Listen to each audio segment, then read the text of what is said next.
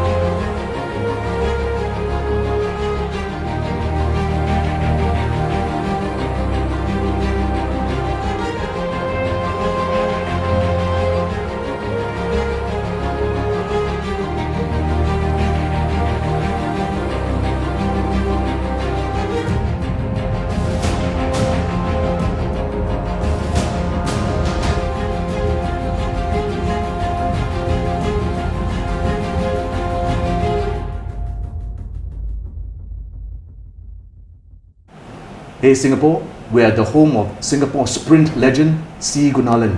As you can see, his Hall of Fame, is just behind us. You'll have a closer look a little later on.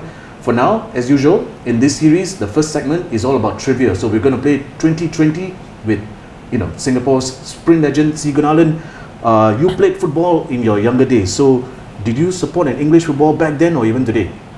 I do support all the clubs today, but in those days, I never had a favorite football club. Although football was close to me at that time because I watched the British forces play football at Gilman Barracks. Okay. You love your wife's cooking, of course, both Chinese and Indian. Which is your favorite dish? I liked all her curries. And then she had mushroom chicken and all the different kinds of soups. So yes, Chinese and Indian dishes. Okay. Do you have a favorite television show from the 60s or the 70s? Yes, we used to watch Avengers and then westerns like Gunsmoke and so on. Oh, nice. By the way, the Avengers is different from the Avengers as the current generation would know. It's not about superheroes. The Avengers was a different yes. different type. I can't remember the actors, but Yeah. It was something like Mission Impossible yes, and The Saint in that genre. Okay. Do you have a favorite type of music? Rock and roll, jazz? I liked all the musics. Yeah, I'm not an expert in music, but I will listen to any music that comes on. Oh, okay. Including orchestra. Okay.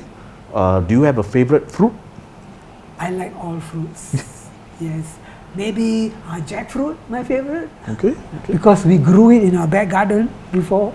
Wow. Yeah. Is there a favorite city in the world based on all your travels? I think I like London. Why? Yeah. Why London? It was, even in those days, very cosmopolitan. And then I was very impressed with the tubes. You could have, the network was so fantastic. And all these sort of things. And the streets, and it was so nice. And the double-deck bus. Yes, the famous, the red color Yes. double-decker buses. Yeah. London buses. Exactly. Did you get to watch any Tamil movies while you were growing up back in your younger days? Yes, my parents made sure that we had an opportunity to watch a movie maybe every 2 months once at Royal and Diamond Theatres. Wow, Royal and Diamond Theatres. Yes. Okay. Is there one or two screen legends that you remember from that era? I guess Shivaji. yeah, Shivaji and what's the other one? MGR. And MGR, yes. And of course, one of the queens was Saroja Devi. Yes. Yeah. And Jaya Lalita, who went on to become Yes, the Chief Lalita, Minister. Yeah. We know her as Lalita. Yes. Oh. And MGR, of course, went on to become Chief Minister as well. Also, yeah. Do you and your wife have a favorite song? By the Platters, what's that? The Great Pretender? The Great Pretender, yes. Nice one. The most memorable line or quote from one of your grandchildren, I believe you have 3. Yes. Our youngest one, who is now 8, when he was 6, he was visiting us, and then one day in our room, I had taken off my shirt, and then they say, "Wow, Papa, you have muscles." Since then, you've never taken off your shirt, you probably. If you had not been a teacher, which other career would you have considered? I think I would have ended up in the government service somewhere. Okay. Because that was what my father was preparing me for. You mentioned your father. So, best advice from your father or mother in your growing up days? Best advice is the cane. You the rotan. Yes, you do something wrong, you get a cane. That's a message. A lesson from them. And you never do it again. Yes. It works. It works. For him, it worked for me. Back in the day, okay? In your days of an athlete, did you sort of look up to another international idol? During my days, no. No. Yeah. But in the athletics world, past and present? I think the only one I take off my hat to will be Usain Bolt. Oh wow, yeah. You can't go wrong with No, because he has never been caught for doping or anything, and he has been tested over and over and over again. Yeah. So I sort of believe in him. I mean, respect the fact that, like you say, can you imagine how many tests he has gone through over his athletics career till he retired, and then he dabbled a little bit in football. Yes. His dream was to possibly play for Manchester United. Yes. Yeah. They didn't give him a chance, I think. Yeah. The most memorable stadium you've raced in during your athletics career? All the stadiums were impressive, but one stadium I cannot forget is the stadium in Jamaica. In 1966, I had qualified to go for the Commonwealth Games. Commonwealth. And the speciality about this stadium is this: you have the seating, followed by the velodrome. For cycling? Cycling. And then the track, and then the field. And this is 1966. Yeah, wow, you can Wonderful imagine it the was. technology. So it was the spectators gallery, the velodrome. Yeah. And after the velodrome, then the track. the track, And then the field. And then the 66. Yeah, and I saw people cycling on the velodrome, and that was the first time. And it was so impressive to see how they gave each other space and then diving in. Oh, fantastic. Besides athletics, is there another athlete that you sort of admire today? I think it will be Lionel Messi. You can't go wrong with the little magician. I think Argentinian so. star, Barcelona star. And when you hear about how he was a dwarf, and then his parents sent him across to Europe, and then that's where he developed. Yeah. Very nice story. Yeah. I mean, I'm an Argentinian supporter, but it's a pity he has not won the World Cup with Argentina. So we don't know whether he'll come back in 2022 for one last attempt. Let's hope and pray the World Cup will take place. Which is your most prized possession in your medals collection? I think it would be the 1966 Asian Games silver medal. Okay. Why? This is only 3 years after I had come into the sport. And within 3 years, I had qualified to represent Singapore at the Asian Games. And then in the heats, I was first. In the semi-finals, I was first. And in the finals, I was leading all the way till the very last meter when my friend Jaga dipped and beat me by 0.01 seconds. So that medal is precious to me. Yeah, of course, Mani Jagadesan, right, from Malaysia. 0.01 seconds. Yeah. So it was a photo finish, like you said. Photo finish, yeah. Wow. They had to wait for half an hour, get the photo finish, study it, and then decide that. And I think on the way they forgot that there was a new rule. The new rule had come in 1965, which says the torso included the neck. All the years the torso was chest and shoulder, but in 65 the neck was included by the International Federation, and so Jaga won by that neck when he dipped. That's a fascinating story. And he's of course 1 head taller than I am. Is there an all-time Hollywood star that you've always admired? Clint Eastwood. Aha. Yeah, because earlier you said you're a fan of the westerns. Fan, yes. So you what, the good, the bad, and the ugly. Yes. A Fistful of Dollars. So many, so many. Yeah, Bronco Billy. And every time there is any western movie, my wife and I will definitely go and watch. think he's about 90 or 91 already. He's still, yeah. Oh yes, yes. Yeah. And he's still acting. And his son is acting. Yeah. Your favorite piece of advice to anyone or everyone? Those of us who are in sport or in any of the cultural activities or other activities like in politics and medicine or anywhere, let us all see how we can make the world a better place through our own area of expertise. And I think we can do this. I don't see why we can't make the world a better place through art, music, sports, drama, medicine, mathematics. Nicely put. Just two questions. Second last one is Sesame Street was very big, has been big, last 50, 60 years. The characters of Big Bird, Grover, Kermit the Frog, Oscar the Grouch. Do you have a favorite? I like them all. All? Because I like their voices. Okay. Mr. Kunalan is being politically correct. He likes all of them. Okay. All right, final question. In your days as a sprinter, did you have a dream goal? I just wanted to do well for myself and for my coach. And that was my dream.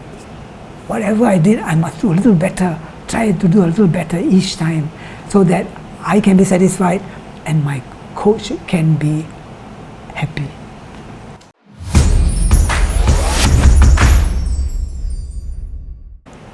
Hey Singapore, we are at the home of Singapore sprint legend C Kunalan, and now we've already warmed up after the trivia round. Let's talk, athletics proper. Mr. Kunalan, so back in 1963, when you were studying at the Teachers Training College, were your parents supportive of your decision to transition from playing football to athletics? Yes, I don't think they made any any fuss about that. Yeah. Now, for the record, so before you went into athletics, you were training as a footballer. Which position did you play? Usually on the wing because I had speed. Yeah. And do you think if you had stayed on in football, it would have led you on a different path? I think so because I was getting better and better from kampong football to teachers union, Division 4. Amateur level. Amateur level, Division 4. And then one day I remember the Singapore Indians were playing in Jalan Besar Stadium and I was invited to sit on the bench. So I could see that I'm progressing now.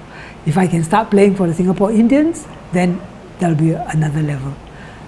Yeah. So with that already in your mind, what was the most compelling factor that allowed you to transition from football to athletics? I tell you, this is a little story. I was invited by one of my colleagues in where I was teaching in Tiong Bahru Primary School. Lim IQ, his name was. He was 1 year ahead of me at Teachers Training College, and he was running for the Teachers Training College. And then he invited me to run for as a relay member. They were short of one relay runner, 4x1, for all the invitation meets. And so I went and ran for the Teachers Training College. At the same time, he had informed of his decision, informed the coach. The coach was Tan Eng Yoon. Yes. And Tan Eng Yoon was a lecturer at the Teachers Training College. And one day, according to a report written many years later, Tan Eng Yoon came and watched me play football. And after the match, he had come to talk to me about the talent that I had for sprinting. And he invited me to join them at Farrer Park. But I know this for sure.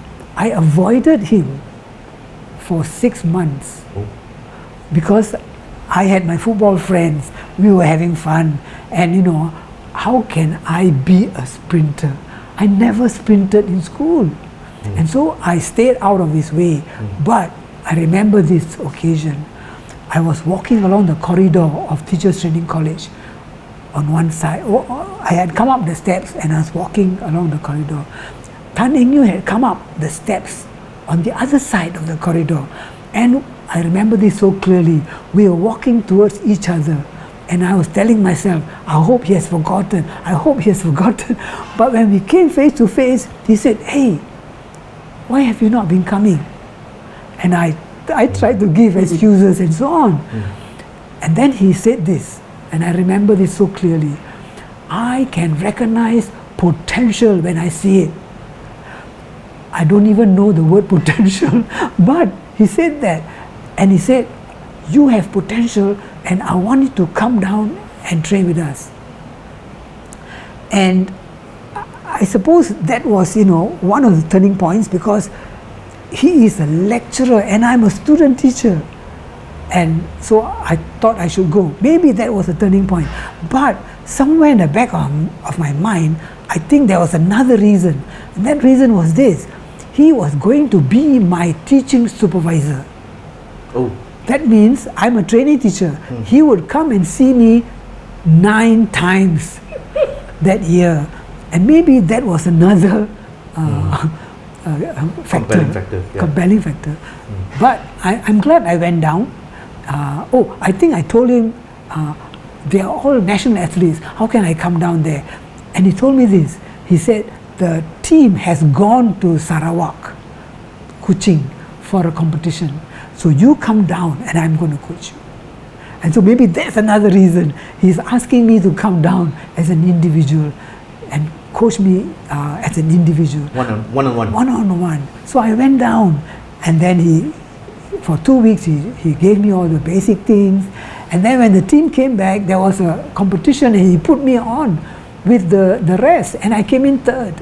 And this is at the national level, running against all this and coming in 3rd. And I think that was the turning point. You made your Olympic debut in 1964. Do you still remember that moment that goes all the way back to 64? Yeah, it was a very strange time because we had just become Malaysia in 63. Yes, correct, and Malaysia wanted to send a big team to the Olympics to show the world that there's this new country called Malaysia. And so there were 50 over sportsmen selected to go. And I was selected for the 4x100 only. And I was a reserve for the 4x400. Okay. And so, the whole experience was something wonderful because the village is there, the dining halls are there, so many athletes training at the they call it the practice track, I think, because in the village they had a track so that the athletes didn't have to go very far to train. So, and we also found a small space in there to train. We were assigned time slots. We would be there and then watch the other athletes from the other countries doing all the training. But I can't remember any of the big names because I didn't know who they were until after the Olympics. Yes. So of course that is the 1964 Olympic Games in Tokyo. There was also the chance where I think you got to meet and train and compete alongside with Mani Jagadesan, another prominent name in the athletic scene at that time. He was your Malaysian teammate, and then after 65, when Singapore gained independence, you were racing in Singapore's colours. So how would you describe your relationship with Jagadesan? Actually, I had met Jaga as soon as I came into the track. Ah, okay. Because Jaga was a student at ACS. Right. His parents had sent him, and I think he was staying with his brother-in-law and sister, and that's and when I came on the track, he was already the kingpin.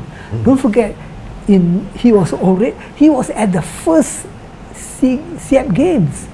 Oh, and okay. the second SEAP Games and the Asian Games. He had won a gold medal at the 62 Asian Games. Wow. And I was still playing football, Football. fun football. I never heard of, this competitive athletics. Of course, I read the papers and so on, but I never had any vision about these Asian Games or anything. But that was Jaga. And so when I came into the scene in 63, Jaga was already the big name. And of course, he was going to run the sprints, and we trained together as Malaysians. The sprinters from the whole Malaysian team was housed in Singapore. For a month, we stayed in the police academy. And we didn't go to work or anything, but we stayed there. We trained in the morning, we trained in the afternoon. We had our meals there in the police academy at Thomson Road. And then for a month, we did that. And then a few days before before flying off to Tokyo, we had to go to KL first, spend a couple of days there, got our uniforms, etc. And then we flew to Tokyo. So I already knew Jaga, and Jaga was also my roommate in Tokyo.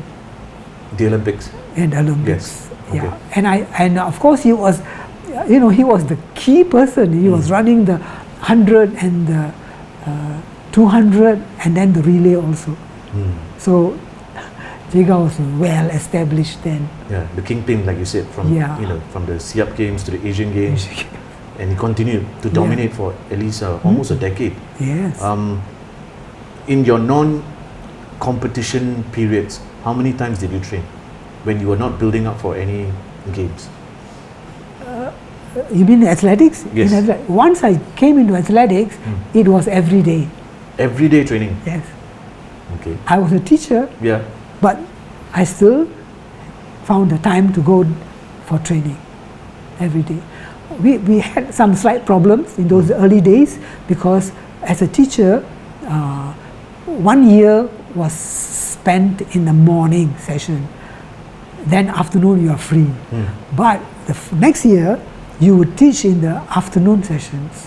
Oh, okay. And so you have difficulty finding time to train because you finish school at 6 o'clock or something like that. Yeah. So we faced all those things, but somehow we managed. Yeah, I had support of my family. So after the Olympics in 1964, a year later, and Singapore gained independence in 65, and the nation was represented in the SEAP Games, which later became the SEA Games. That Games also started the magical run of our water polo squad, which went on for more than 50 years, and it was your debut in the SEAP Games. You remember that moment? Yes. 65 was a bad year for me. Oh. Firstly, I was teaching in the afternoon session, and so I had great difficulty finding time to train. Right. Yeah. Secondly, that was the year I had to leave home. At the end of 64, my parents, one day we were sitting here, right here, in this home. I was coming down and getting ready to go, and my mother said, "You think we don't know where you're going?" I began to shiver, and they said this: "If you go out, you are going to go out with a Chinese girl. If you go out tonight, you don't come back." I was going to burst into tears. I didn't know what to do. I went upstairs. I took my birth certificate and I left home. And I met her. She was my girlfriend. We were supposed to go and watch a show, the Elvis Presley show by Wilson David. Ah, yes. Singapore's Elvis. Yes, at the National Theatre. We had tickets. But then when I told her this, she said, "Right, we can't go for the show. We better look for a place for you to stay." And then, we had to take care of that. So now I'm living out on my own and I'm teaching in the afternoon school, and there was no good opportunity to train.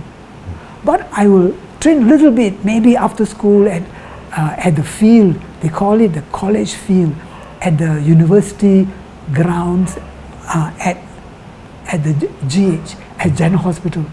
There was a field there, and I would train there a little bit when I had the time. But and I would go and take part in a competition. And because I'm so poorly trained, I'll pull a hamstring. And then I'll rest, train a bit, go for the next competition, pull another muscle. And so that went on the whole year. But I made it to the SEAP Games in '65. And at the SEAP Games, I was so poorly trained that I only managed a 4th place in the 100. Then in the relay, I got a baton and I was leading. And 50 meters to go, I pulled a hamstring. Wow. And Jaga overtook me. And so that was the end of '65. But in early 1966, our respective parents accepted us. And we were given the choice of converting my Chinese girlfriend to Hinduism and getting married in the Hindu temple with the Hindu rites. And we went through all that. You should talk to my wife about this, how she managed that. But we did that, and then everything went smoothly after that, and I could train. And I was teaching in the morning session. So that was in 66, 1 year before the SEAP Games in 67. Yes. And but 66 is the Asian Games. Asian Games, yes. Yes. Yeah, that's another story as well. Yes. And this was the one where you were so close to Yes. becoming the fastest man in the entire continent, but just missed it by Yes. a fraction of a second. 0.01 seconds. And the man who became the fastest was? M. Jagadizan, my friend. And he's still my friend. Yes. Yes, you mentioned this was the photo finish, right? In Yep. 1966. Yeah. Okay.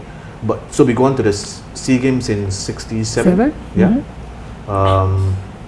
Yeah. You Yeah, things were going so well in '67. I was in good shape, winning many local meets, etc. And then we went to Bangkok, and the night, 2 nights before the opening ceremony, we had a big dinner given by the Chinese Association in Bangkok.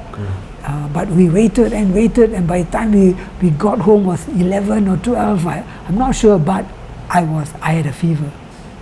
And so when I was in the 100 meters, I remember feeling feverish and with a running nose. And I only managed a silver. And it was the same for the 200. I only managed a silver. Very disappointing. So with the fever and with the running nose, he managed a silver. No, but I was supposed to get a gold. Yes, I know. But you know what I'm trying to say. You were sick, and you were. I was good shape. Yeah. So 65, 67, fine. Yeah. Lessons learned. Now we come to the big year again, 1968, the Olympic Games. You qualified. Yes. The games were in Mexico, I believe in October. Yes. And you had already pre-qualified about 5 months before that. Yeah. But there was an issue with securing funds for you to go. Yeah. What was that about? Yes, it is in the newspapers. It was out in the newspapers saying that I qualified, but it was now a $5,500 problem. And yeah, they didn't have funds. But the association, they worked very hard and got the funds. Now, of course, I didn't doubt that they would get the funds, but they did get the funds, and we were on our way. Yes, and you were on your way to history because you went there and you qualified for the second round. You know, in the round of 32, you finished in 25th position, and you set a national record, 10.2 .38 seconds, which stood for 33 years in Singapore till UK Sham came and broke it by, she did 100th of a second. Yeah, so 10.37. But it took Sham 33 years. Do you still remember that iconic moment in Mexico? Yes. In the morning was the heats. I went down to the warm-up track and everybody was there. The Americans were there, all warming up very seriously. And then my coach from Singapore and the assistant head coach of the US team were friends. Of course, I also knew him. And so he arranged for me to get a massage from the American tent. So at the warm-up track, the Americans had a tentage and they had a physio there. And after the warm-up, I'll go there and he'll give me a rub down before going in for my for the heats. And so I think that helped. And in the first round, I managed to go through, although it was quite a tense moment waiting for the results to come out to see who were the additional runners. It was something like this. The first two would go through, and then the fastest four losers. Yeah. And so we had to wait and wait and wait in the stadium. And then finally I saw my name, and then I had to rush home, get my washed up, get a meal, rest a bit, and then catch the bus back to the stadium. And then again going through the warm-up and the massage, and then going in. And then, of course, not able to make it to the next round. Yeah, but the second round was, at that time, was already a tremendous achievement by a Singaporean, by a country that was only 3 years young at that point in time, and setting the national record. Did you sort of set a target for Mexico '68? No, I never. You didn't? I didn't. Yeah. Okay. I was just hoping to do I guess the target was a PB, a personal best. Yeah, and so a week before the actual competition, there was minor races. They would let anybody try, so that you can get used to the starting blocks and the track and so on. And so in one of those races, I did a 10.5, and I felt, okay, I think I'm on the way there. Okay. Yeah. Well, based on that high, 1 year later, it was the Siap Games in 1969, where you went on to win 3 gold medals in athletics: the 100 meters, the 200 meters, and the relay. Yeah. Yeah. The 4x400. The 4x400. Not the 4x1. Yeah. Why? So the 4x1, I think we got a bronze or something. right. Okay. So still 3 gold medals in 1 games, and then after that, you suffered an injury from 1970 onwards. Yeah. I mean, they call it the Achilles heel injury. So what happened, and why did you step out of the sport for almost 3 years? Yeah. Well, this was a spur, a spur in the heel bone. So there's a tiny extra growth in the heel bone, and this tiny bone was hitting the nerves, and every time you step on it, you'll feel the pain. And so, but I did all kinds of treatments. The Western treatment, I went to the general hospital, they x-rayed, saw the spur, they gave me physio, they gave me a hydrocortisone jab. It didn't help, but I went 3 times a week to the orthopedic ward to get treatment. Didn't help. I tried Malay treatment, I tried Chinese treatment, I tried Indian treatment. I just tried everything, and nothing helped. Worked. Yeah. And so I just kept my heel bandaged and just kept training, and I qualified. In fact, I qualified for the Commonwealth Games in Scotland. In Edinburgh. 1970. 1970. Yes. Yeah. And I remember a week before going, I decided not to go for the Commonwealth Games. But the officials convinced me that I should go because I had qualified. And although I didn't want to go, I had one thought in my mind, and that is Scotland. It was the place for medical studies at that time. So I thought maybe I go there, they will give me something special. So I went with the team, but at the games, we went to the village, to the medical center, and I got the same treatment, one hydrocortisone jab and therapy. And of course, it was not going to help. And then I had this, my Achilles tendon was swelling, I'm not sure why, plus this pain in my heel. And then it was so cold, and during the 100 meters heats, I pulled a hamstring. And so that ended my Commonwealth Games. I came back, I had to recover now for the Asian Games. So I had to skip a few meets here to let all these things recover, my hamstring especially, my heel was not going to recover. So I kept my heel bandaged, and when the hamstrings healed, I started training, and then I qualified for the Asian Games. So that gave me good, some confidence to say that I'm okay. Then of course, when I went to the Asian Games, I went through the heats, the semi-finals, and then in the 100 meters, this is what happened.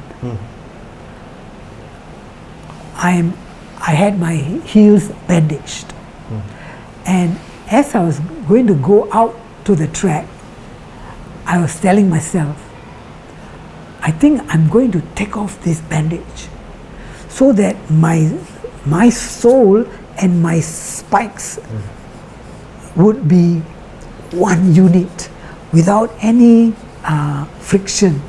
One mind, one soul. Soul. Yes. And then I'm thinking about this, and when I went onto the track, there was as I was changing from my shoe to my spikes, I thought maybe this is the time I should take off my bandage. But I'm not sure what happened, but I just tied my spikes, and I had not taken off my bandage. Anyway, we were at the starting line, and the starter had called for onto your marks in Thai, Khao Thé. And I said, okay, never mind, just go. So I went down onto my blocks, and while I'm in the blocks, I'm thinking again about this bandage, thinking maybe if I put my hands up now, the starter would say, okay, up, and then we'll be given a chance to do this. Sure. But before I could, I'm thinking about all these things, and the next command had come. Rawang, which is get set in Thai. Bang, the gun goes, and I'm left behind. This is the first time I've ever been left behind at the start. But I chased, and I think I'm almost last. The others were ahead of me, but I chased, and right at the end I dipped. But it was too late. Although the times were the same, the Japanese had won the gold, the Thai, Anat Ratanapol, had got the silver, and I had got the bronze. You got the bronze despite all of the issues at the start, and you were the last off the blocks, and you still managed a third place finish. I chased. That means I was fit enough, huh? Again, it's another incredible feat, because in 67 at the Siap Games, you had a fever, you had a running nose, and you won silver, right? This time round was a bad start, and you still secured a bronze. The reason I'm saying is because over the years, we've seen, several athletes over the years, even in their best peak performance and their best status, they still couldn't medal. So that's where I'm trying to draw the parallels from. Yeah, but you must know what happened in the 200. Oh, that's another story. Yeah. Okay. So in the heats I had gone through, and this time I told myself I can get the gold, because the Thai I had beaten him the year before, and the Japanese I said they cannot run 200 meters. I don't know why I had that silly thing, but we go onto the track, and then the gun goes off, and I'm in the lead. Round a bend, I'm leading. This is the Asian Games. The stadium is packed. At least the grandstand was packed, and I'm in the lead. And coming at the home straight, I'm still in the lead, and the newspapers have reported this, that with 30 meters to go, I was seen to stumble. Oh. Can you imagine? This is the Asian Games finals and I'm stumbling. Yes, why? My legs were gone. Right. They were numb. I could not maintain my technique, and my knees were going lower and lower, and Anat was in line with me, and he was moving away, and I told myself, no, I cannot. I don't have any more gears. And I said, just keep on hanging there, you'll get the silver. Right at the end, the Japanese dipped, and there's a photo finish showing this, and although I had every part of my body in front, the Japanese had his chest in front, just the chest. And the Japanese took the gold? No, No? Thai. Oh, The Thai was well ahead, okay. and then the Japanese got the silver, and we had identical times, but he had his chest just in front. And you settled for the bronze. I had to settle for the bronze, and that was really heartbreaking, because I had disappointed myself, I had disappointed my family, the most importantly, I had disappointed my coach, and that was going to be his last year of coaching also. The coach, Tan Eng Yun. Tan Eng Yun, yes. And he was going to leave. And so, the newspapers reported that I said that I didn't want to have anything to do with athletics from now on. Did you say that? I said that. Oh, you said that, okay. And it's reported. So they reported verbatim, Yeah. word for word.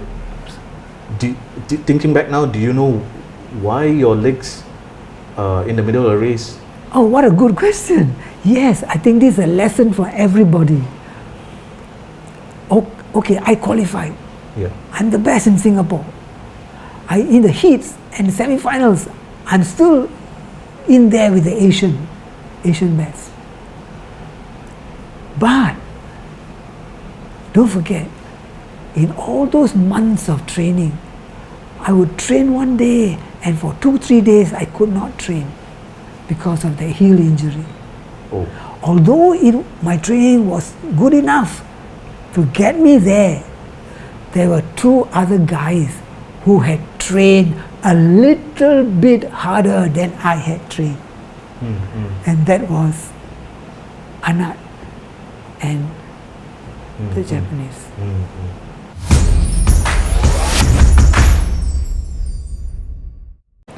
Now, Kunalan, so for 3 years, you were out of the athletic scene. And then when Singapore staged the Siap Games in 1973, there was a silver lining, and you were recalled back to compete in the 4x4. What's the story on that? I think the first call was by Mr. Dillon.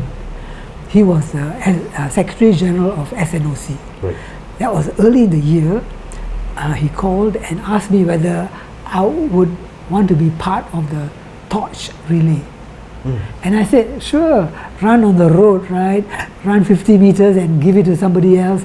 I can do that. And he said, no, we want you to be the last runner. That means I had to get a torch and run around the stadium, run up the steps, and then light the cauldron. And so I told myself, okay, this is an honor. I don't know whether I should accept it or not, but because nobody, if they have asked me, I should accept it. So I accepted that, but because of that, I started to train a little bit so that I could run around the stadium. And so, I was coaching my school kids, and whenever there was training, I would join them in their running, just a little bit, so that I could run around the stadium. Then, later in the year, sometime in June, I had a call from one of the coaches, and they said, "Hey, we heard you are in training."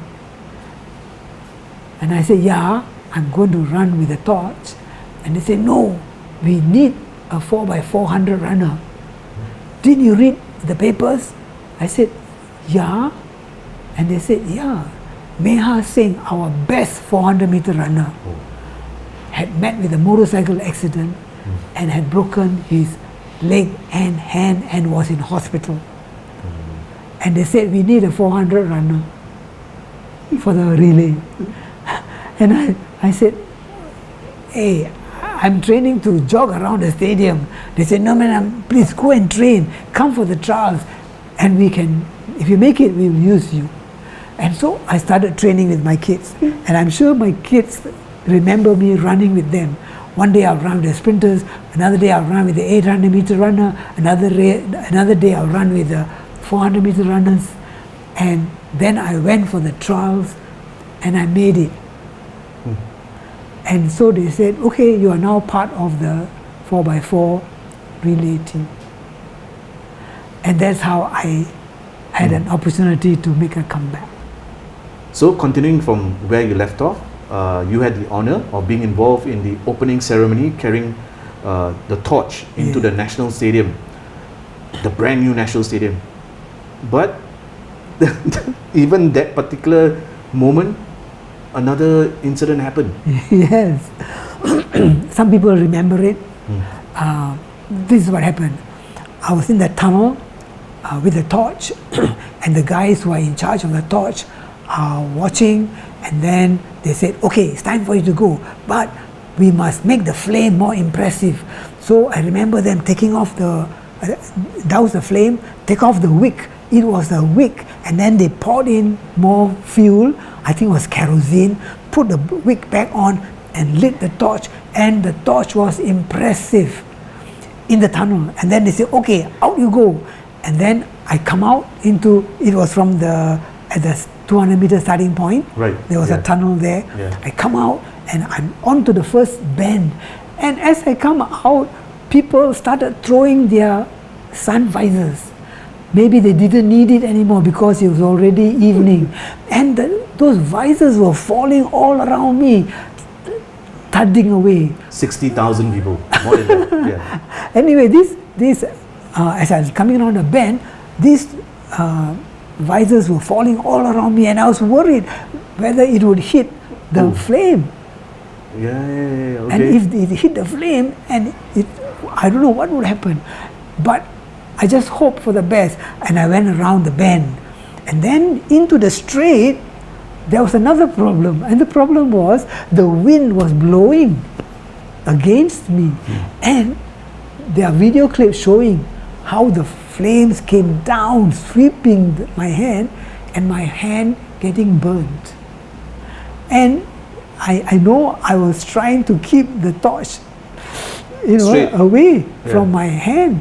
And I had even thoughts of running back and getting it fixed, getting the flame fixed.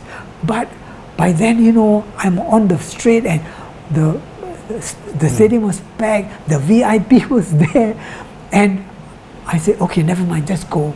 And I remember going down down the straight, around the bend, up the steps, and then as I reached the cauldron, the guys in charge said, "Hey, when you go up there, stand in front beside the cauldron and then salute the crowd."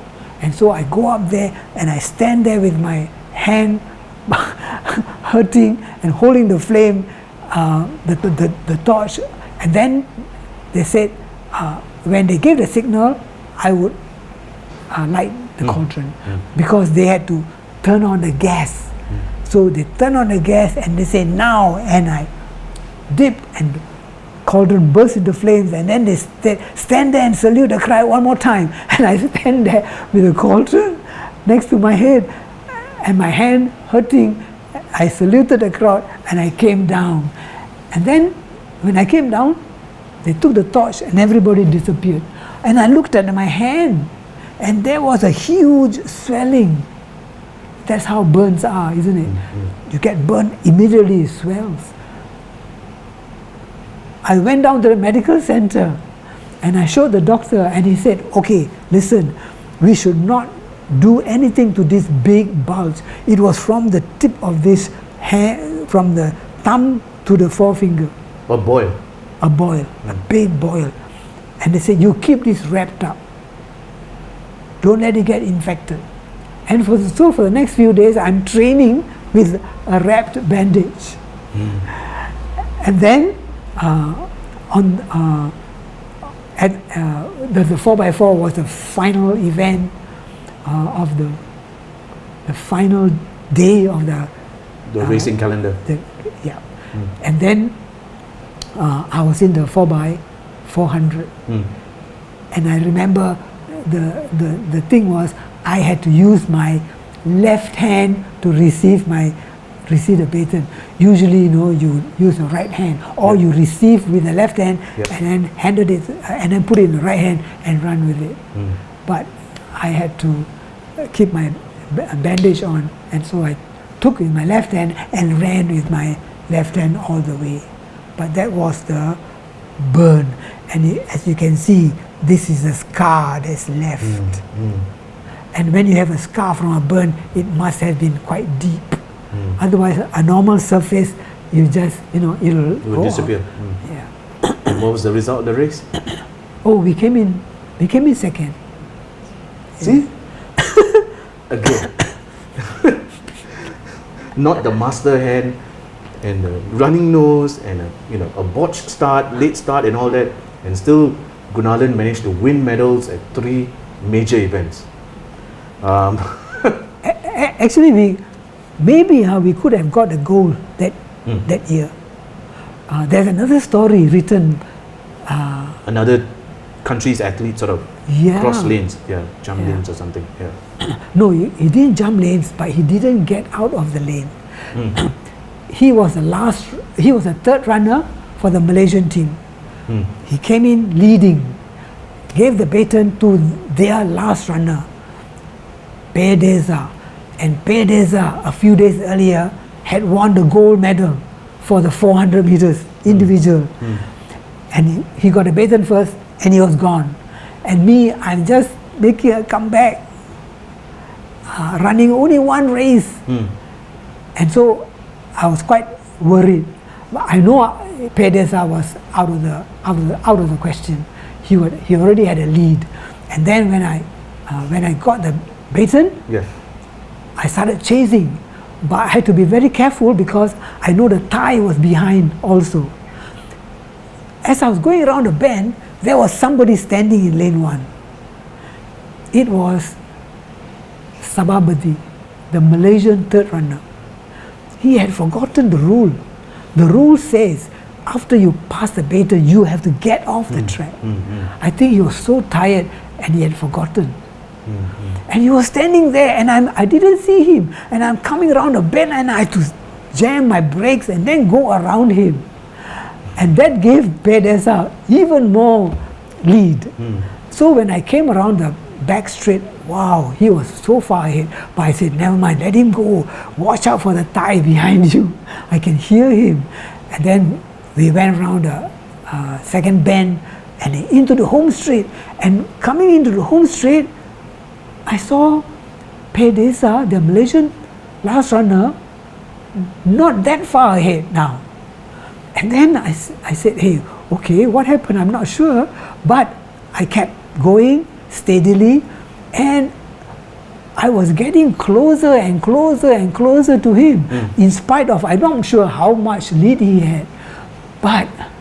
And I thought I could catch him, but right at the end, my legs just didn't have anything left. But the photo finish shows that I was just one step behind him. And so, maybe if I had not been If you were not obstructed. Yeah. And that's another story there. Yeah. Because, someone in way after all those years, there was going to be an article in the Today paper saying National Stadium 34 special moments, because it was 34 years since the stadium was open and closed 34 years later. And so the Today paper had asked Singaporeans to write about their experiences, and they said that they would pick 34 of the best stories. And so my name appeared 4 times, and one of them was this article mentioning something about this The 4x4. 4x4, yeah.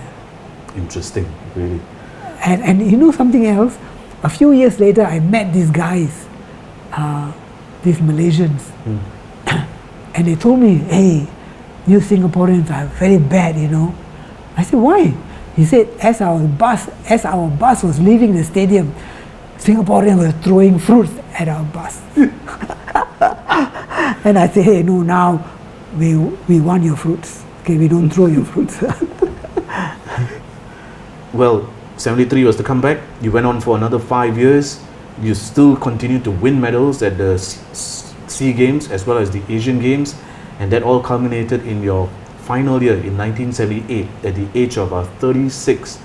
That's when I think you decided it was time to hang up the boots. Did you feel at that point in time, at the age of 36, you had accomplished everything in athletics? So that is 78 Asian Games. But I had a very bad experience there. When we arrived there, the reporters were there and wanted to, we were at a stadium trying out the track and something, and the reporters pulled me aside and started talking to me. And then because of that, I didn't warm up properly. And during the training, I had pulled a muscle, a slight pull. And although Mr. Ali Ahmad, the coach, he helped me to recover and so on, but I just did poorly in the 100 meters. I shouldn't have been in the 400 meters, in the 200 meters, I mean. But so that year ended like that, very, very, very poorly. Dismally. Yeah, but I still came back and ran again, and I was in the team for the 1979 SEA Games. It was going to be held in Indonesia. Yes, correct. And we were doing well, relay-wise. And I was also in the 100, I think, but the relay was the most important. And a few days before leaving for Indonesia, we were doing baton passing, and I pulled a hamstring while just passing to Ong Yok Fi. And then I told them, I said, okay, I think I should not go. Although they tried to convince me that I should go to give motivation for the other runners, but I just didn't have the spirit anymore. And so that was how my athletics career ended. Not going to the last game, although I had qualified. So looking back at your colorful career, 20 medals, all different colors in the Siap Games at the Asian Games, which is the most treasured one, most significant one of the 20?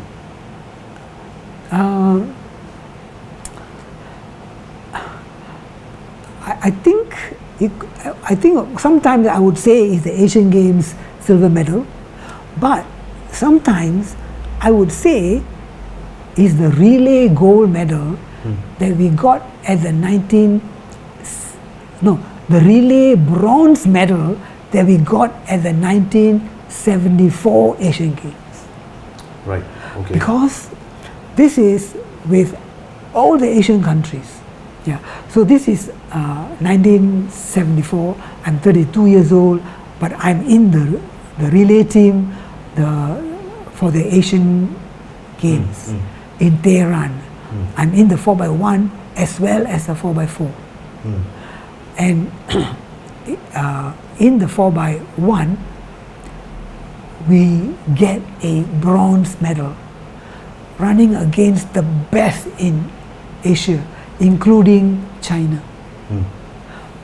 And we set a national record. And that record stood for 20 years. Until 1994. 94.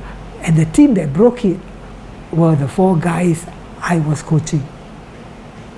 Exactly. And you know, and of course we also set a national record in the 4x400. We didn't get a medal. We were placed 5th, close fight, but that record in the 4x400 is still the national record. Okay. Which leads me to my second last question for this segment. So you were the national coach for the sprinters from 1993 to 1996. You mentioned the record was broken in 94. Would you like to say a few words about that part of your life as the national coach? Yes. I didn't have much experience as a coach, but I was invited by the general manager who had been my teammate for many years, Ong Yok-Fee. And so I said, okay, since Yok-Fee asked, I should not disappoint him. I came on the scene and I coached the sprinters. Hamka for the games, because we were hosting the games. Hamka, And the leading sprinters were Hosni and Hamka. Hamka got a medal, silver medal in the 200. Hosni would have got a medal, but he went through so much stress, and I think I let him down. I didn't support him enough, and I think that's how he came in 4th. He could have medaled with the times that he was returning. Hamka? No, Hosni. Hosni. Right, okay. So that was a disappointment, and yeah, I'm not sure how they did in the relay, but they may have got a bronze or something. Okay. You are 78 years young today, and you are still doing what you do best, which is, you know, training and teach. And you're currently with Sports Singapore. Could you explain the role that you're currently in? Yeah, I've changed roles a few times in the last 10 years. The last 2 years was with SSI. And of course, under SSI, there's a department called Coach Development. SSI, of course, is the Singapore Sports Institute. That takes care of the elite part of Singapore sports. And of course, there's one part which is called Coach Education, and I'm in that department there now.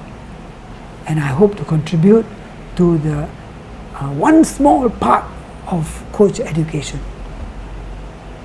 which I think is missing. Which is what? And that is the exercise physiology part. One very small part. And I like to ask coaches, do you know how to train the anaerobic energy system for sprinters? Do you know how to increase the phosphocreatine enzyme. Do you know how to increase the enzyme called lactate dehydrogenase, phosphofructokinase, and this sort of things? And I just feel that if you know about these enzymes, you will train differently.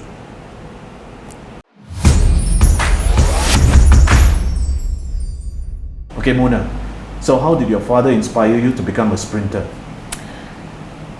Actually, he didn't inspire me because I didn't need any inspiring from anybody. I was very motivated to run, to sprint, because I love running fast and I love sprinting. So I didn't need any inspiration from anybody. Your mother was also a national sprinter herself. What role did she play in your athletics career? She was actually very crucial in this aspect. She coached me in primary 6 when he was away in Germany to further his studies. And under her coaching, at the national inter-school primary school competition, track and field competition, I won the 100 meters gold and silver in 80 meters hurdles. So that in that aspect, she was essentially my first coach to begin with. And then subsequently, when he came back and took over the coaching, she actually ferried me to the different venues for training and competition, and that really helped me. Because it saved me time. I didn't have to take public transport. And it was a great sacrifice on her part, because you know she's a primary school teacher, and you can just imagine the amount of books she has to lug to KFC to mark while she's waiting for me while I'm training. So I really appreciate the sacrifice that she made. And at home, once a week, she would boil this Chinese herbal soup that's supposed to be nutritious and help with my recovery for me to drink. It was very bitter, but you know, I drank it anyway. So I'm sure that helped with the recovery also. Now, Mr. K, 3 daughters, named Soma, Mona, Gina.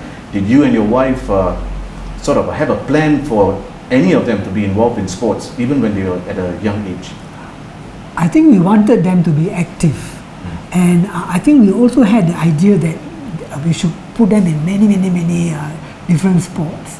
And that's how, she also did gymnastics, they did dance, they did ballet, and then of course they had cycling, swimming lessons, and what else did we do? Yeah, in primary 6, after my PSLE, he enrolled me in sailing, in windsurfing, in tennis. So he really exposed me to many different sports at a very young age. And that was the way for the other daughters. And I guess we wanted them to have all this and then see what they choose. Mona, you went to Raffles Girls Primary School, like your father was saying, exposed to several sports, and in the form of athletics, that continued into your secondary school days at St. Teresa's Convent. And during that time, you won several national championship titles that all built up towards representing Singapore at the SEA Games at the age of 15 in 1987. What do you remember most about your debut in the SEA Games? That was a bittersweet experience. The sweet part of it was that I was part of the 4x1 team that was touted to break the national record.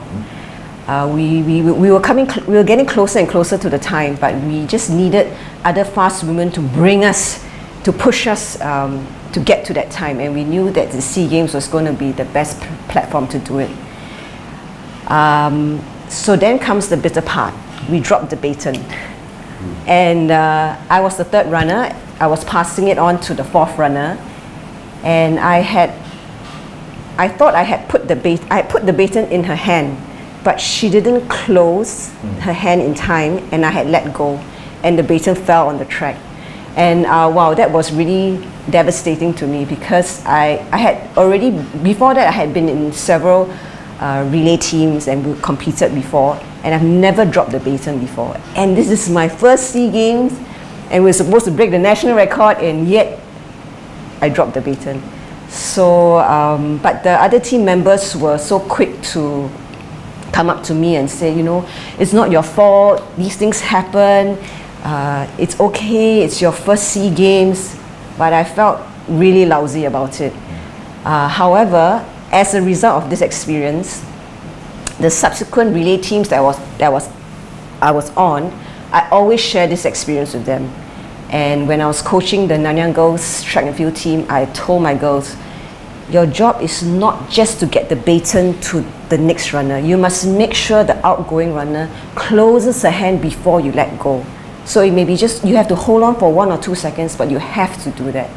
So, you know, it's so true that, you know, God can turn something bad into something good. So in your days after that, after the first SEA Games, did your father officially on record ever coach you? Yes, he did. He coached me when I was 13, and then when I was 14 to 16, he was away in Loughborough. He was away in Loughborough furthering his studies, and that was when Mr. Ali Ahmad coached me. And even after he came back, he still left it to Mr. Ali Ahmad to coach me. And it's only after when I was teaching and I wanted to make a comeback to running that he coached me again. Yeah. Okay. His best advice to you, you know, during your teenage years? Okay. So the advice is, everybody has a job to do. Everybody has to earn a living. If you can help them, you must help them. So how this advice came about was I was either 13 or 14, and this is at the National Stadium after the National Inter-School Track and Field meet. So everybody was leaving the stadium already. My friends who had come to watch me run said, "Hey, come join us for dinner." And as I was about to leave with them, he comes up to me and said, "Hey, don't go yet. There's a reporter from the Chinese newspaper who wants to do an interview with you." So my first reaction was like, what? But my friends are leaving, I want to go with them. And I can't do an interview in Chinese, although that's my second language, but that's another story. And I was thinking, Chinese newspaper, I don't even read Chinese newspaper. And then that was when he said that to me. He said, he's my friend and he's trying to do his job and you can help him, so help him. So of course these words didn't sink into me just yet. But as I was doing the interview with this very kind, unassuming, gentle Chinese reporter who could see I was really struggling to do it in Mandarin, then I realized what he was trying to say to me, because this reporter could have just done a report about National Schools Track and Field, but you know, he wanted to make the report maybe more interesting and do an interview with me, and if I could help him do that, I was just so grateful that I had the opportunity to do that. And you know, he followed me throughout my whole running career, and he went on to write more articles about me in the Chinese newspaper. And I remember there was one particular article that he wrote very well, that my Chinese school teacher cut it out, brought it to class and used it as the lesson material for that day. I mean, it was utterly embarrassing for me, but you know, his words really rang true at that situation. Your father was an accomplished champion in his own right, in his own time. Did you feel the pressure to deliver? No, not at all. And I think that's because I never felt the pressure from him. And also the expectations that maybe some people had of me being his daughter were the same expectation I had of myself. I wanted to win the races. I wanted to break the national record. I wanted to go to the Olympics. So I think because our expectation matched, I didn't feel any pressure. Mr. K, seeing Mona rise from her teenage years to adulthood, did you sort of harbor any hopes to see her possibly turn professional in athletics? I don't think we thought about turning professional, but definitely we were planning, or we were thinking of going further and further and further with the performance there. And you don't have to become a professional for that. Or maybe if there was opportunity, we would have considered that, of course. But definitely we wanted to do much better all the time. Mona, your dad's accomplishments over the 14-15-year national career, which do you feel is his most significant? Oh, it's definitely have to be the 1968 Mexico Olympics. This is because before the Mexico Olympics, the other Olympics, how athletes went to these Olympics is that they were invited, so they didn't have to qualify. But come the Mexico Olympics, they set a qualifying mark. And in Singapore, there were only 4 athletes that qualified for the Olympics. Two weightlifters, one shooter, and my father. Yep. So that's an accomplishment in itself. And at the Olympics, he broke the national record. He set the national 100 meters record, which stood for 33 years. You competed in 4 SEA Games over a period of 10 years. You won 2 bronze medals. When did you officially stop representing the country and why? Okay, so I actually stopped twice. The first time was in '92 when I had plantar fasciitis. So it's an injury to the heel. And that injury plagued me for the whole year. And most of the doctors said that the only way you're going to cure it is if you stop running. So by the time I reached 92, I had finished my O-levels. I was going to go into School of Physical Education. I thought, okay, this is the time to stop. And I was getting quite tired of the lifestyle of training and competing already. So I stopped then, and then when I started teaching and I started training my Nanyang girls, the desire to compete and train again came back. So I made a comeback in '96, went to the SEA Games in '97, and then in '98 the plantar fasciitis came back again. And by then I knew this is it.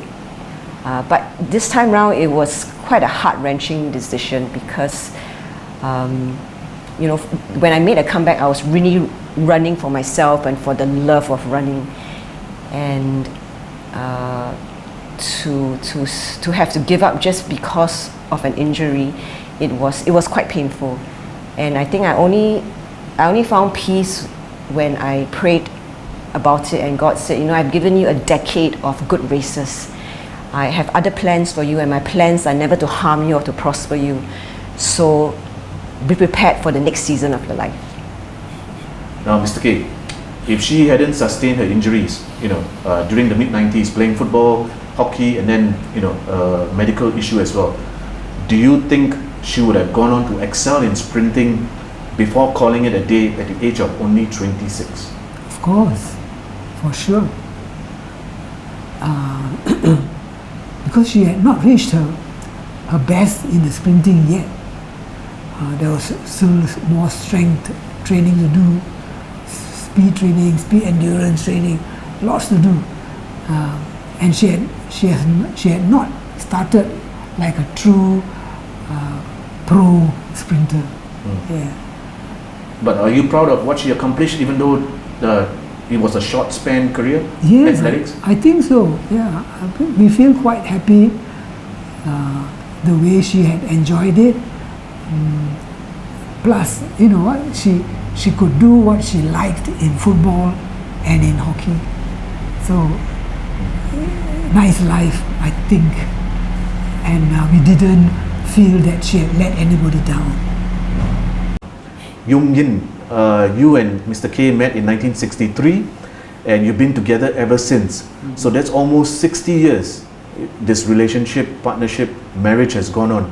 What do you think is the one compelling factor that the two of you have been together for 6 decades?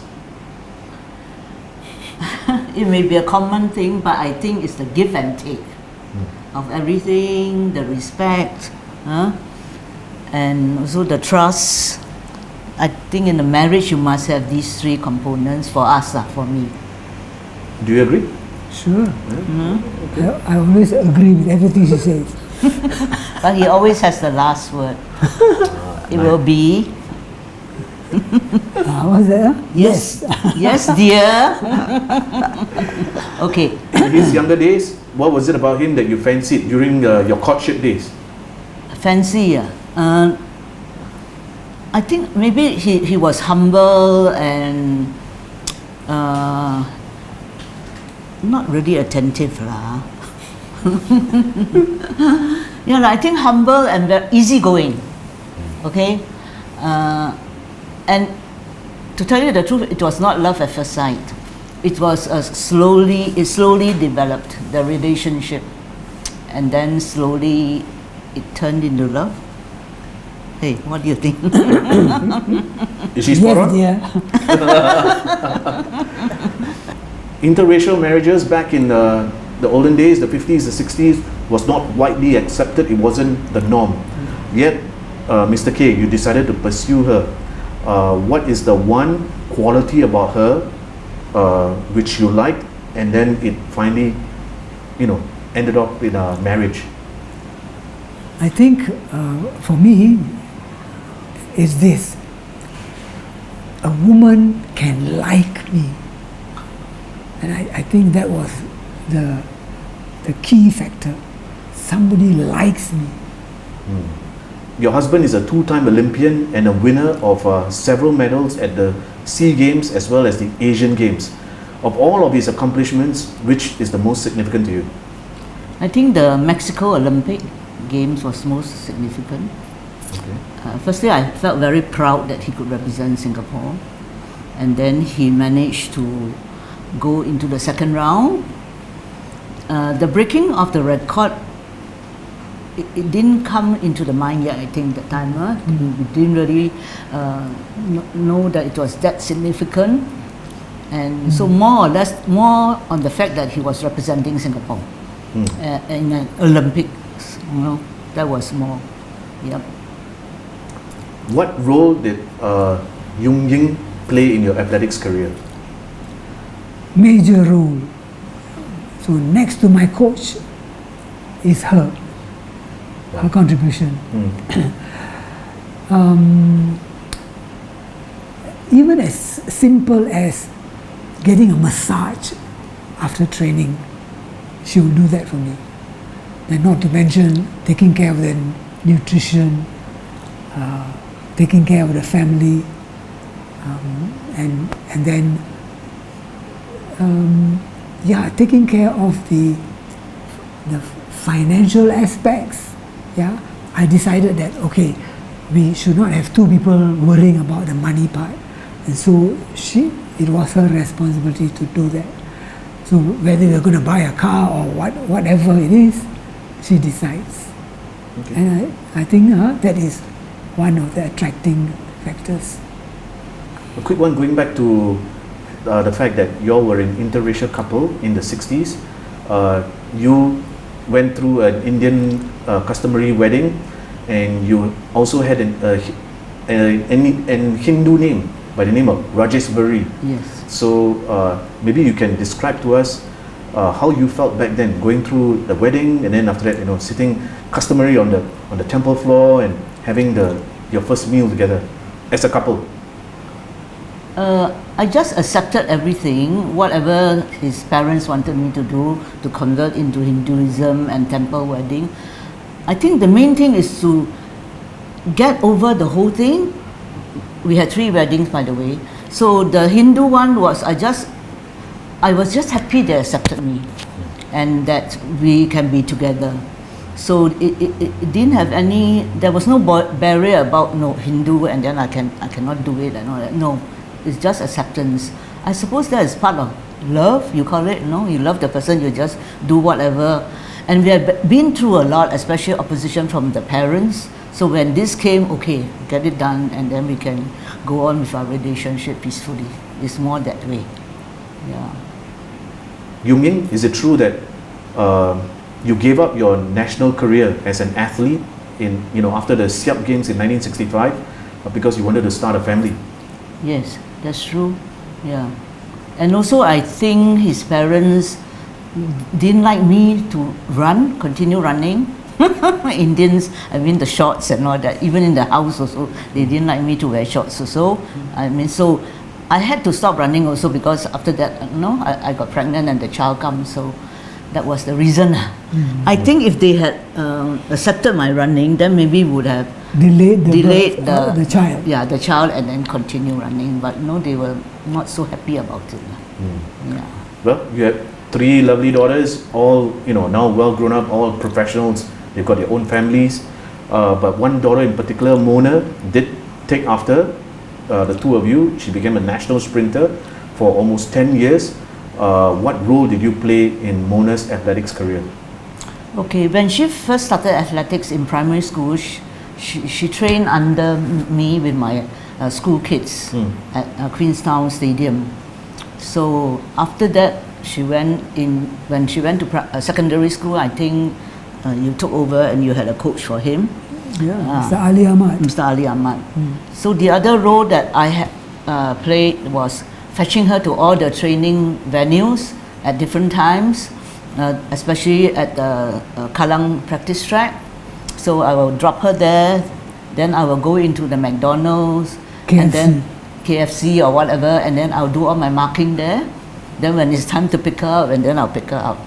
So there's one way so that she doesn't spend time traveling, and then there's enough time for her to go home and rest. So I think make sure also the diet and the rest is there, and whenever she takes part in any sports meet, I'm there, the family is there to support her. Yeah. Watching your husband being part of athletics for more than 55 years, what are your thoughts of his contribution to the sport of athletics in Singapore? I was very proud, and I'm still very proud of whatever he did, whether it's running or coaching, and then teaching also at the TTC athletics also and all that. So I feel very proud of him, and I still do, because everywhere he's recognized, and then for his contribution to sports. Proud and happy. Yes or not? Thank you. Mr. K's one of his childhood hobbies was, what did you do in the drains? Oh, right. Yes. I catch fish. Yeah, you go and catch fish, catch guppies. Guppies, yes. And then have small tanks. I even built my own tank using bricks that I collected from the roadside. And so, I'll build the first part and then go around, collect a few more bricks or slabs, and then make it. So I had a cement tank which looked very odd, but I had fish in there. And then I would sell guppies to the neighborhood kids, 5 cents each. So we catch the guppies from the drain and then we sell. Enterprising. But the reason I brought it up was because it's come one full circle. I mean, the fact that he was doing this in his younger days, and then you look at your house today, you have ponds all over in your backyard. So what how do you feel? You mean the fact that his boyhood habits have now become as part of your life? Yeah, it's good. When we stay in the HDB flat, we had a 4-foot tanker. Aquarium, glass aquarium. And every Sunday he'll be cleaning the water and all that. I think spending at least an hour there. And then of course when we come here we have the pond. But it's nice because it's a nice hobby. Yeah, actually when I was young, my brothers used to keep fish also. Fighting fish and all that. And also they had a cement tank. They bought lah. So fish is nothing new to me, and it's I didn't breed the fish myself lah. The boys did it, but it's a nice hobby to look around and admire. Very refreshing and calming. Yeah, it's good. Mr. K, 1969 was the year that you won the gold medal in the 100-meter sprint at the Siap Games. From then till today, it's been more than 50 years. No other Singaporean male athlete has been able to win the gold at the SEA Games. You've had the likes of Muhammad Hosni, Hamka Afiq, UK Sham, Po Seng Song, Amiruddin Jamal, Gary Yo. These are all prominent names. They all came very close. Silver medals, bronze medals. But all of them have missed the gold. When do you hope to finally see a Singaporean standing at #1 in Southeast Asia? I think very soon, because we have at the SSI we have lots of plans, and also I think working with the various associations. For us in the Athletic Association, I think they have plans, and I think these plans will bear fruit very soon. Yeah, because we always have talented boys and girls from the schools, and then we just have to make sure we can follow up with them for a few more years, and most importantly, bring in the sports science that I mentioned earlier on. Is there something that you would like to share with us on SG Sports Legends that most people don't know about? No, I think sports will keep us healthy, physically and mentally. Of course, I'm not saying that other activities will not. Other activities like dance and arts and everything else. But because we are in sports and we have this new channel coming up, I think we have good things for sports in the future. Okay, it's been a really long and eventful and truly memorable athletics career. Would you like to say a few words to the people that truly mattered in this long journey of yours? Unfortunately, I cannot say anything to the man who really mattered, and that is Mr. Dr. Tan Eng Yoon. But if his family is watching, I would like Evelyn, the wife, and the sons to know how much he influenced my life. So that is one thing I like everybody to know. And of course, secondly will be the support that I had from my wife, and very importantly, the support I had from all my employers in all my life, in primary school, in secondary school, and then now at Sports Singapore. I'm 78 and Sports Singapore has kept me. So I'm really very grateful for this. How would you like Singaporeans to remember you by? I'm a small Indian, growing old and bald-headed. I love you guys. Thank you for all the things that you have done for me, Singapore. You're a two-time Sportsman of the Year, a two-time Olympian. You set the national 100 meters mark at the Olympic Games in 1968 with a time of 10.38 seconds, which stood for 33 years. You won 4 SEA Games gold medals, which is part of a collection of 20 medals won at the Siap Games as well as the Asian Games. You were a national athlete for 13 years, from 64 to 1977, the ex-national coach 1993 to 1996, and you're a former vice president at the Singapore Athletics Association, and back in 2002 you were inducted into the Sports Hall of Fame. And your involvement in athletics goes all the way back from 1963 to present day and still ongoing, which is more than 57 years. Mr. C Kunalan, you truly are a Singapore sports legend. Thank you very much for your service, sir.